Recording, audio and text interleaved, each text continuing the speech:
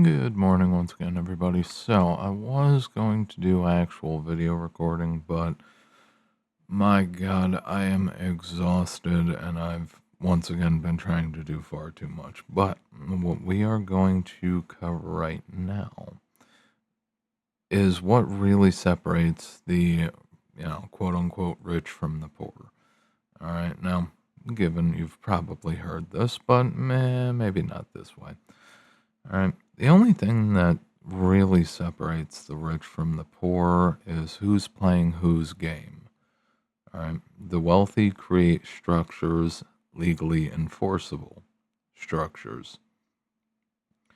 And then the poor march to their tune, not because it's better, but because they can barely deal, most people, the average people, can barely deal with their own shit, let alone create systems to deal with everybody and everybody else's shit. All right.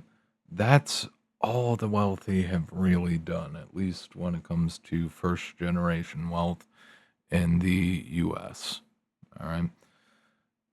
The only thing you really have to do, all right, the only thing you really have to do is create a system that is legally enforceable. All right. As long as it complies with the reasonable expectations, you can do nearly anything. All right. It goes back to the boomers. The boomer generation, the saying used to be, it's like herding cats. All right. Because the boomers were all off doing their own thing and they didn't give a single fuck. All right. Trying to get a bunch of boomers in one place at one time to do one thing was incredibly difficult. All right. As a generation, uh, when it comes to Gen X, um, you get into the split of house cat versus, street cat. Gen X was effectively the last generation of quote unquote street cats. All right. When it comes to the millennials, when it comes to Gen Z and Gen Alpha, they're mostly house cats. All right. In terms of attitude, in terms of initiative. All right. Now, that doesn't necessarily make the younger generations lazier, but the boomer generation was particularly feral in terms of just going off and doing whatever. Regardless, most people, all right, it's just like the issue with AI wiping out the jobs. Most people, your average person, will sit there in light of this and just throw their hands up and expect somebody else to come up with a solution. All right. The majority of people have absolutely no willingness, capability, incentive. Now, I will grant you the fact that spending has absolutely collapsed. All right. I'm hearing numbers now where you've got 30 to 60% reduction in sales, depending on, specific business category, specific sector. That is damn near catastrophic. And that is essentially, well, if you lost 60% of your sales, all right, you have no choice but to start, firing people, well, laying people off.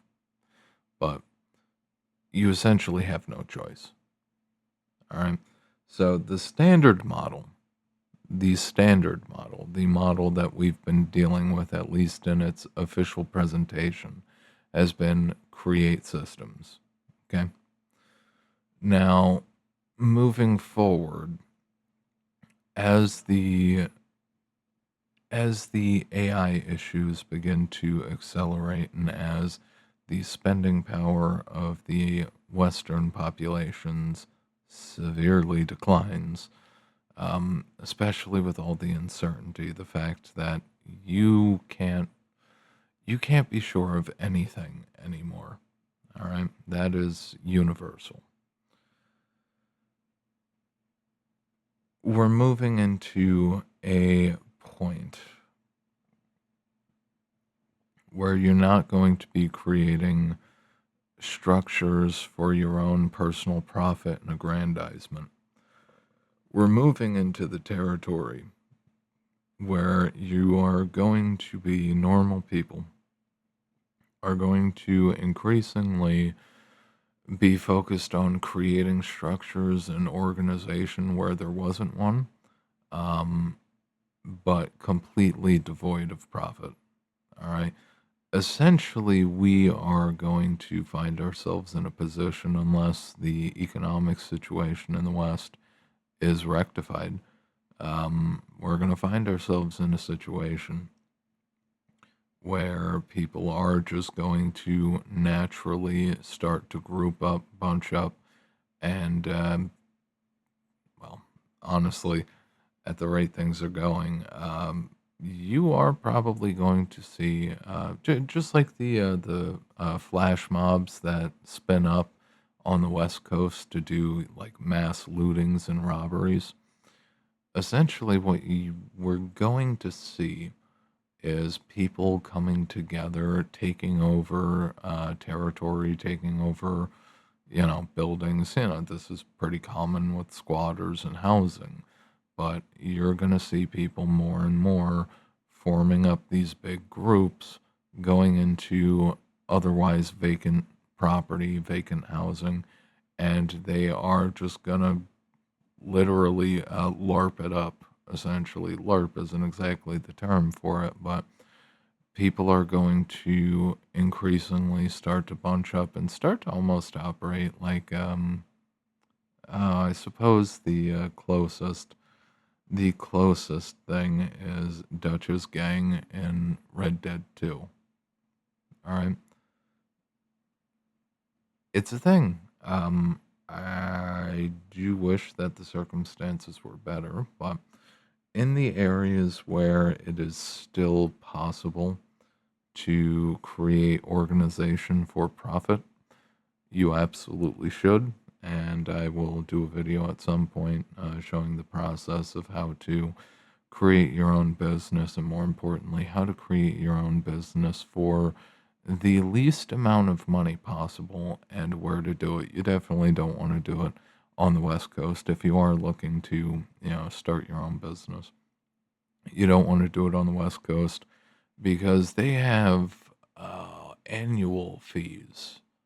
All right, every state is different in this regard, but in the case of California, they have annual fees and probably egregious penalties. And that's the thing. States are going to more and more turn against the business community, the same way that they are going to turn against all of the home buyers and homeowners in their territories, because they're going to have budget shortfalls that will scare them to death. Okay? Especially, um, the way that some people are describing the current economic situation, and I got to agree with them, they're not wrong. It feels like October 2007 ish. And honestly, it really does. It really does. And we're just kind of waiting for the other shoe to drop. We're waiting for something to spark off a dramatic decline where the stock market implodes, housing implodes. Not financial advice, but literally everything implodes, and the pinning that's been propping up prices falls away entirely, and we deal with 2008 on overdrive, roided up with enough of the booger sugar to fuel enough heart attacks for half the planet. Okay. Especially considering the standing that the country is in. Eh, eh, we're not exactly in the position to unfuck the situation like we did last time by just throwing money at everything. If you're gonna try to throw money to keep the system afloat, your money has to actually have value. Recently there was effectively an admission that in reality, and so far, I know I've talked about the off the books liabilities of the federal government, but they did tacitly come out, the Treasury Department, they did come out and essentially confirm that we're looking at 136 trillion so far. This is the issue. So far. It's over 250 trillion. Okay. The reality is, um, especially with AI, we do not have enough jobs for the amount of people that we have, and we can't just print money to pay for all the benefits that were promised. All right, like I've said before, Social Security was not designed to be a retirement program. It was, from its inception, it was designed to act as a genetic lottery. All right. They specifically set the age to under the average age that people dropped. Okay. So if you made it to 65, all right, most people didn't make it to 65. So, boom, there you go. All right. If you made it, you got to cash in and kind of kick your feet up. All right. The reality is, all of the decades of throwing so much wealth in one generation's direction, um, and their further continued undermining of all future generations. Like, here's the thing, just because people were born into this system does not, just because it's been around for a while, does not mean it sticks around. And this is important. There is absolutely zero guarantee that we have anything, any semblance of quote unquote American capitalism. We already lost it mostly, but there is no guarantee that we even retain that, especially considering the millions of jobs that have been lost to AI already. Now, it is important to note that personally, I kind of have a love hate affair when it comes to artificial intelligence, but I do want to make this point clear. The stuff that you and I and normal people have access to is not as good as it gets. Okay? And this is incredibly important. The good stuff. All right, the good stuff that gets shopped to the large corporates, the good stuff that the military has access to. Yeah, it's going to wipe out quite a few jobs. It's going to wipe them out. And it's going to be, now, given this is necessary, one thing I did note, this is going to become a very long talk, isn't it? Anyway, one of the things that I did note is the only way to make the current programs and projections work is to eliminate human beings from the value production chain. If you, with artificial intelligence, boot essentially nearly all human labor out of the equation and AI empowers a massive productivity spike, you can absolutely rebalance and still make good on all the promises and entitlements. All right, you can make that happen, but we need some kind of a transition into a system that essentially is just going to be paying people for existing.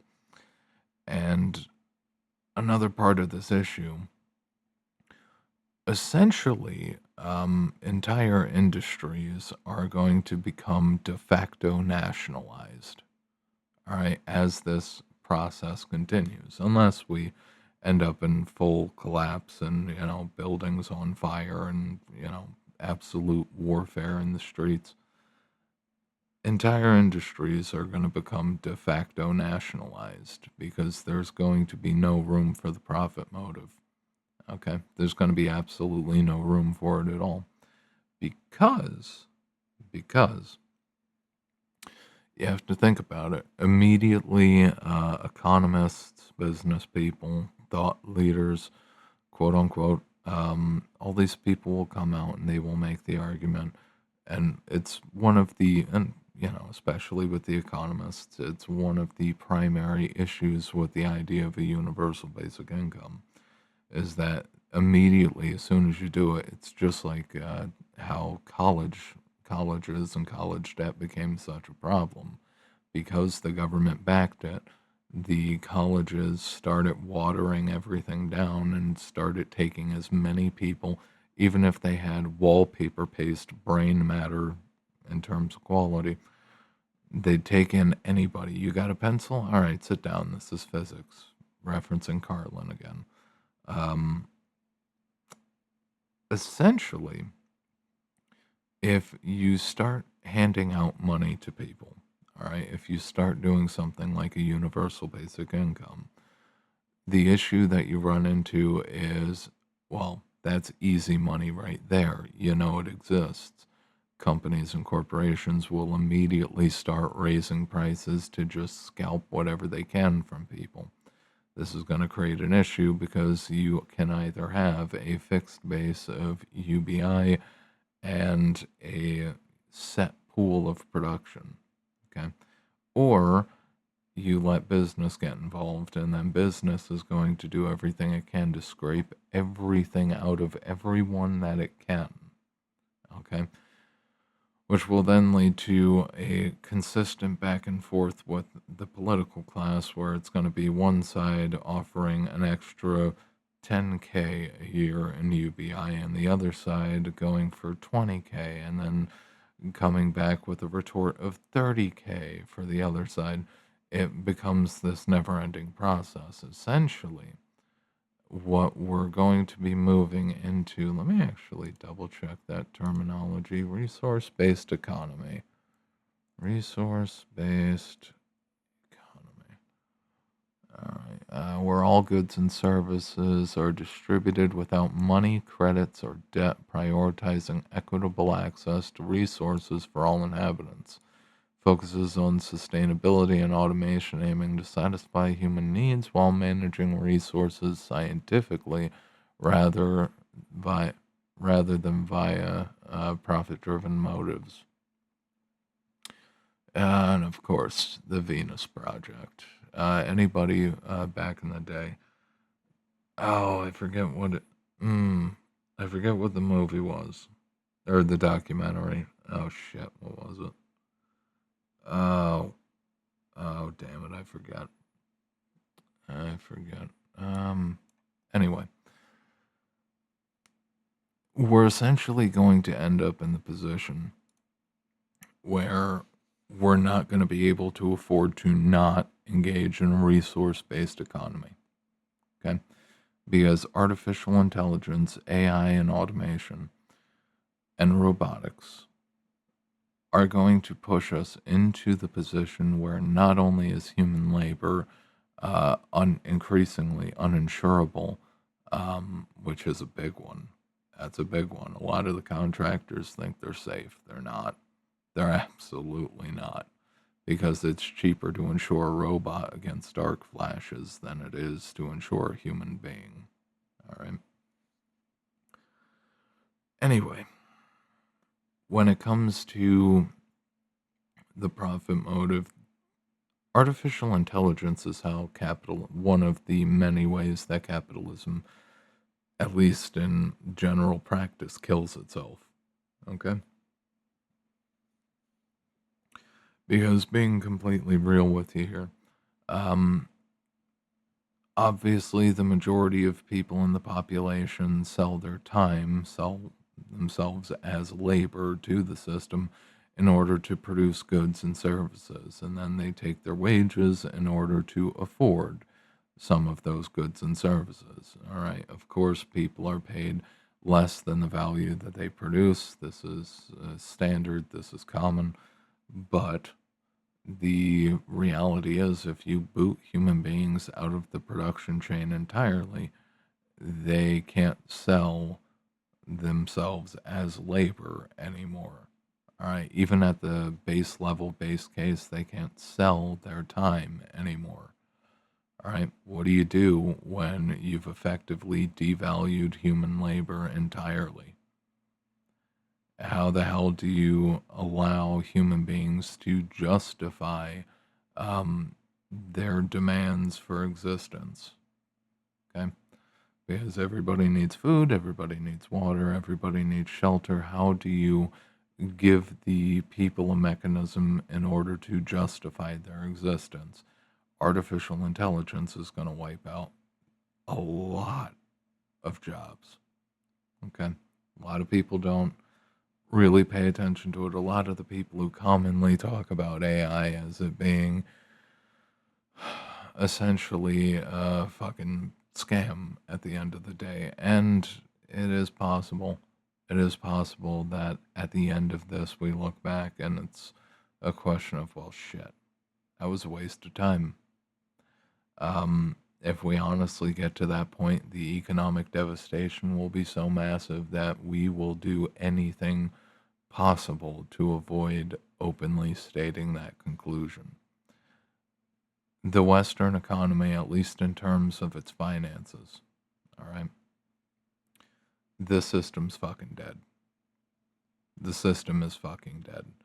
The few jobs that remain now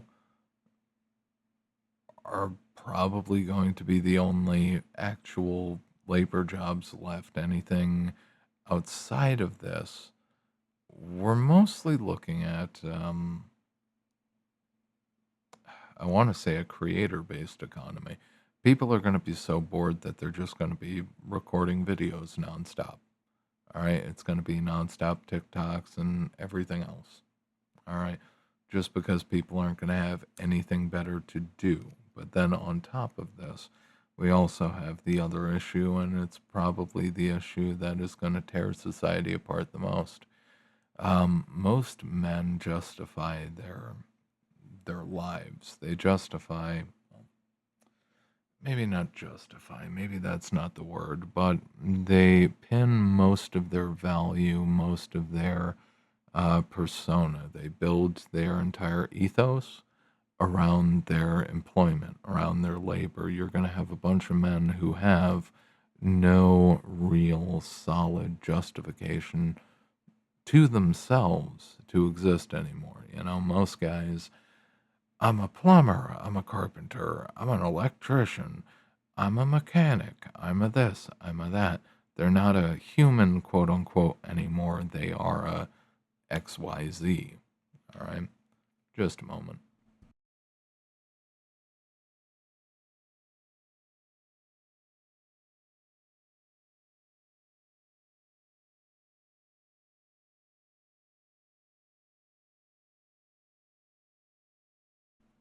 All right, and we're back. Where were we? Most men justify their value based on their employment. All right, you're not going to be able to get past that. You're going to have a bunch of bored guys who have nothing better to do, and you're going to have a bunch of, well, I mean, honestly, this never changes, but angry, shrieking women who are just going to be living their best lives powered by the resource based economy. The biggest issue, and honestly, this might be part of the reason why there has been such a, there's been so much focus on trying to destroy families and destroy relationships and absolutely do everything possible to separate men and women from any kind of compatibility at any kind of level. All right, because of course, even politics, you know, if you're of the wrong political group, um, men and women will both reject each other based on their politics, based on the other's politics. Um, One of the issues with not having anything better to do is the expectation has been, at least, that people would just start shacking up and breeding nonstop, leading to a massive, essentially a crack up boom in terms of population. If we have 8 billion people on the planet now, you would see those numbers surge up to tens of billions. All right, because people would not, we have no official restrictions necessarily on human reproduction.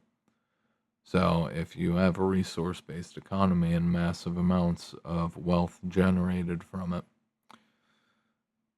if people are bored, they're going to be screwing.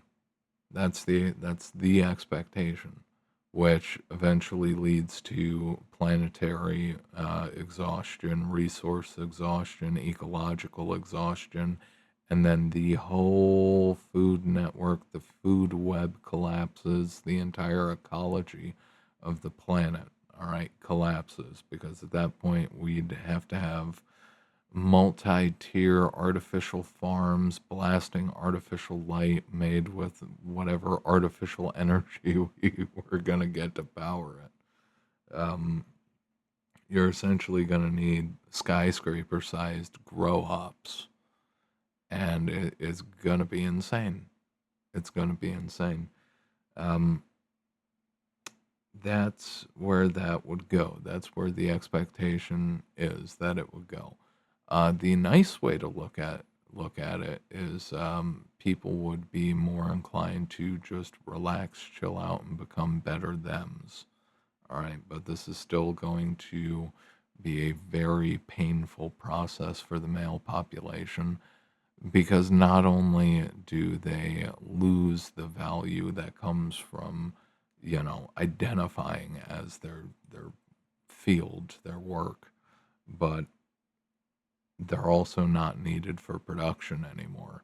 In fact, the entire system will gear itself to stop men from being able to build anything, to do anything. All right, everything will be pushed to synthetic production. Everything will be the 3D printed houses. All right, with the modular pipe systems and networks and fittings already printed in, and same with the electrical. All right, essentially, all electricians will be stuck doing outside of the line work for a while. Essentially, what the electricians will be doing is essentially what the cable company does, all right, where they already have existing lines, or what the water company does, what they do at the office level, essentially, where they just have to flip a switch to turn your power on. All right, it's literally going to be plug a plug, and boom, you've got lights as long as you have billing set up. But of course, billing wouldn't be a thing in a resource based economy. The reality is, under our current economic model, all right, and a lot of people don't like to hear this, a lot of people don't like to hear the fact that, yes, change is coming, and if you are not prepared for that, it's going to kick you right in the nuts. It's going to kick you right in the nuts.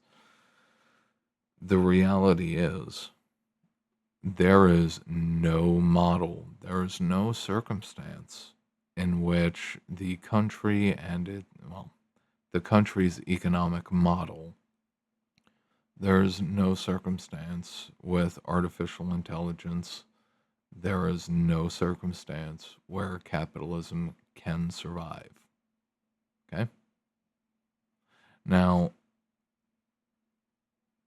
when it comes to the US in particular, because our entitlement programs, and you could say what you want, they're not entitlements. I paid into the system.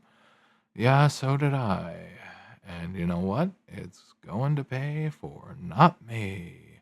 Anyway, when it comes to any of that, all right, I don't know what the European situation looks like offhand, but I know the US situation is over 250 trillion and long-term liabilities for all the social security, all the welfare spending, all of it,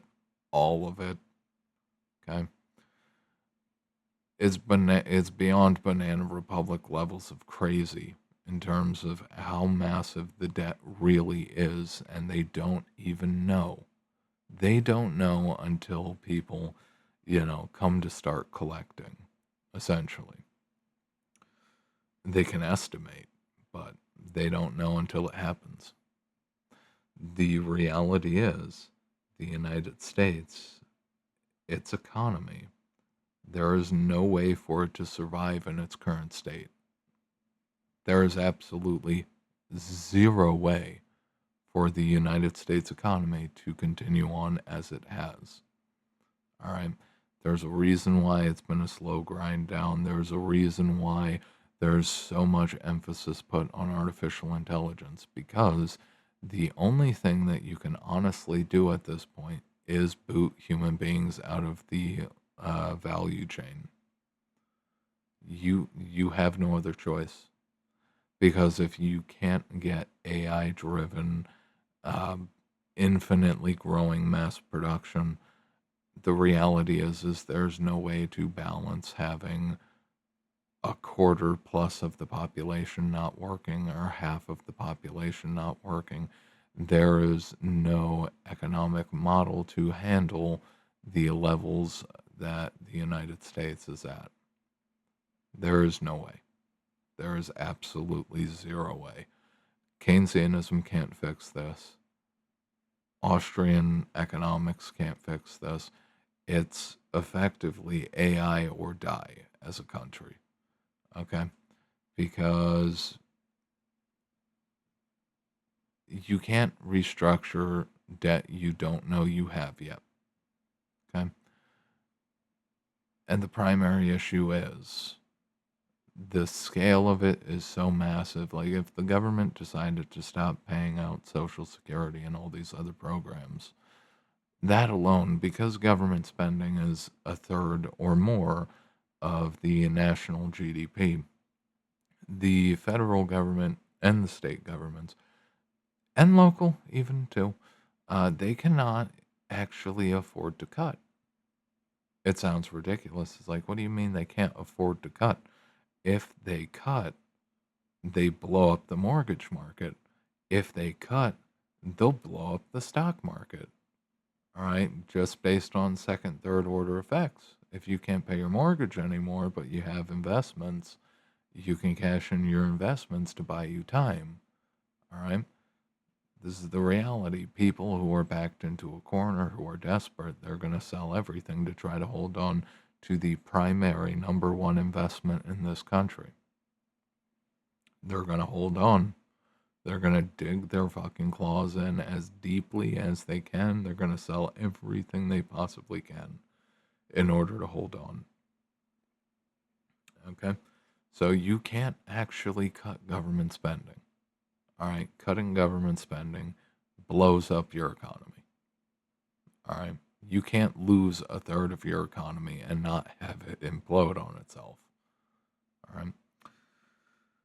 But then when it comes to the private sector, one of the issues again when we talk about capitalism, who the hell do you sell to? The reality is, infinite growth on a finite planet does not work. All right, well, maybe not a 2-year-old, but an elementary school student could absolutely understand that. You cannot consistently generate profits into infinity. All right, at a certain point, you suck up all of the available currency. This is where deflation comes into play. If there's less currency circulating, if people have less money in their pockets, prices have to come down. If prices have to come down, you also have to start laying off productive labor, all right, because you can't actually generate a profit at that level anymore. So you start laying off workers and slashing prices. All right. Prices go down, less money is being earned by the workforces, which means even further cuts to their spending into the future, but you're able to keep your production going a little bit longer and a little bit longer and a little bit longer until you've exhausted all of the actual currency and supply and credit, at least if there was a cap on credit, all of the credit and supply. Of course, credit is a problem because credit is essentially a currency of its own, but you have to actually pay it back one day. Okay?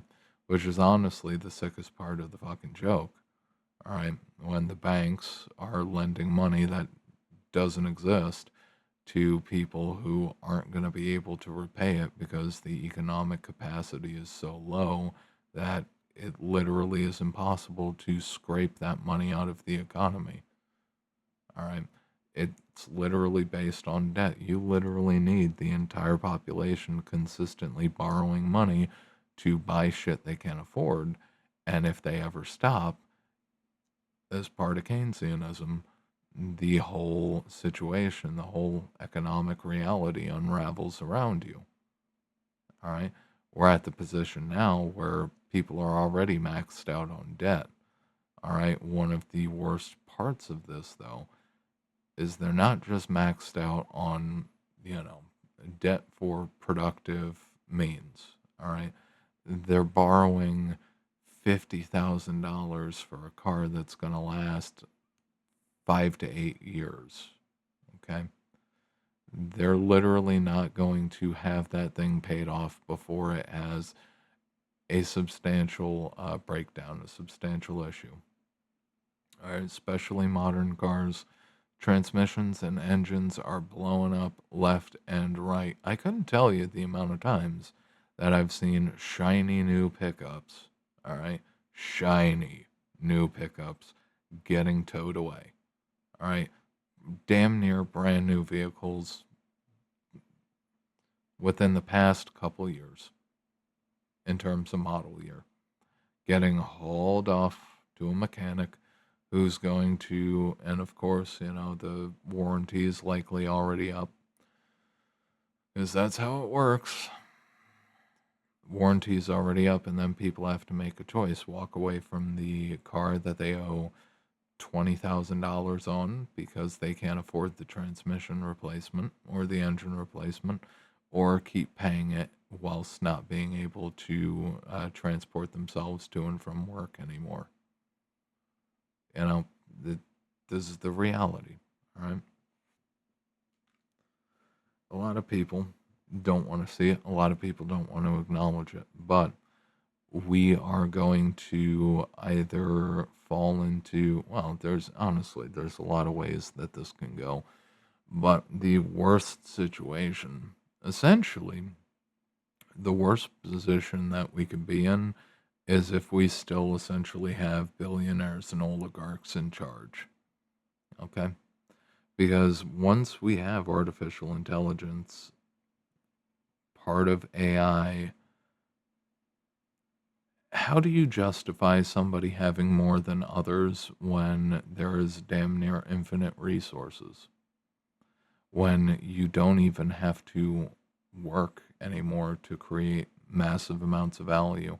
How do you justify a Bezos or a Musk? How do you justify their wealth? Now, if once we get to a resource based economy, um, obviously you can't justify excessive wealth. They end up eating at the same places you do, going to the same stores you do. All right. They end up doing the same things you do. Well, hopefully you don't do some of the shit that they do. Wink and a nod. Anyway, you can't justify, once profit motive collapses, once the value of human time and, well, primarily human labor goes to zero, you can't really justify some people having more than others. All right? It becomes incredibly difficult. Now, there's very much a push from the top 1% and 0.1%, top 10% to try to maintain some level of power through a transition like this. if they can, if they manage to maintain some level in the hierarchy, all right, that is far above what the common person has, it's going to be based on a police state. It's going to be based on not the power to produce, but the power to destroy. And that's where the danger comes in.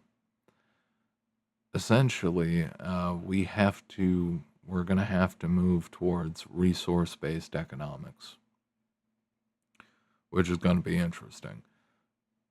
But we have to ensure during the process of this transition that people who otherwise would essentially lose all the power that capital has provided them, we have to ensure that those people do not have extra say in the negotiations.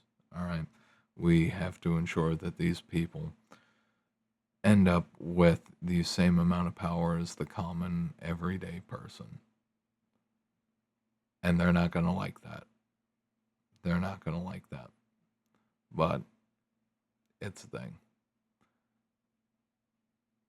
AI, for better or worse, has kind of come along at a time where it's honestly kind of necessary. Even if it does end up turning out to be a massive crapshoot, it's the only thing the United States has left. If we don't have AI, there's no way to restructure the debt, there's no way to pay it, at least in terms of value, unless we conquered the fucking planet and enslaved everybody who we didn't slaughter. There is no way to actually make good in terms of value on the debts of this country. So the alternative to AI Wonderland, the alternative is the entire political and economic structure collapses. We go through balkanization with the 50 states all, hardening their borders and capitals still persisting and the standard capitalist models still existing, although slightly transformed.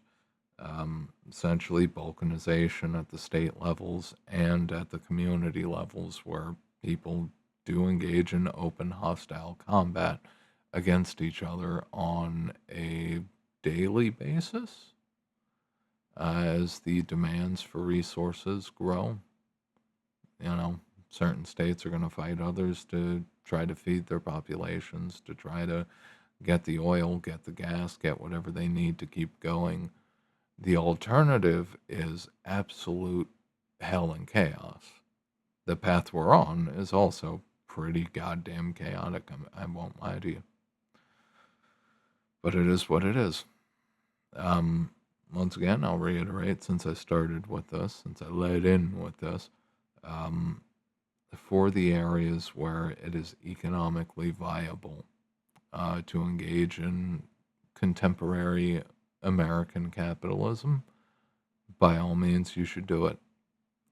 But for the areas that are sinking, essentially the only option you have now is not profit-based community organizing and trying to get the roofs over your heads, get the food in your stomachs, and get the base resources that you need in the least destructive way possible. You do not want to go around starting shit. All right. Essentially, for instance, water falls out of the sky. All right. They might not like you collecting rainwater, but with a chlorine puck and a tank full of water, you can, provide water for quite a few people. All right. With a community garden that turns into more of a community farm, all right, you can at least somewhat feed a population. All right. But of course, this also ties into people being able to work together, which is difficult. Um, Again, just like herding cats, it's no different. Um, People are still very much self-interested, and they don't really give a shit about anybody else other than themselves in a lot of cases. Essentially, what it comes down to is not even community scale, but you're talking friend group scale. All right, where you and a bunch of you bros, a bunch of you buds get together, try to keep a roof over your head, try to feed yourselves, try to clothe yourselves, try to, deal with your own needs in terms of heating, cooling, all your base resources. All right. Also, don't take electricity for granted. This is one thing that's fairly important as well. As we continue through this, assuming we don't collapse into one big fireball as a country, as the process continues, more and more energy is going to go to AI. More and more energy is going to go to data centers. More and more water is going to go to the data centers. There's going to be so much concentrated energy going into these because at least when it comes to the politicians, to the level that they understand it, they know damn well that they can't afford to not support artificial intelligence wiping humans out of the entire value chain. They know it. Nobody will say it openly to the public, but they know it. Don't take any of these resources for granted anymore, because everything is going to go into shortage. We're going to have shortages of electricity. Depending on the area you're in, there's going to be shortages of water, shortages of food, shortages of everything. All right. And we're also going to likely undergo the biggest deflationary spike wave that we've ever seen. AI triggered Great Depression. All right. So then people can't pay debts if they don't have jobs. And if you don't need them to work anymore, what do you do? Anyway, I'll end it here. This has gone on for much longer than it was supposed to, but if you like and appreciate the video, like, favorite, sub, share, do all the things, ring the bell, ding the bell, tickle the bell, do all things to your heart's content to that bell. Leave a comment, hype it if it comes up. If you are interested in personal or business or even sovereign consulting, stop by www.spadesconsulting.com without the dash. And if you're interested in some of the old written work, stop by the Substack in the description box below. With that, I will see you all in the next one.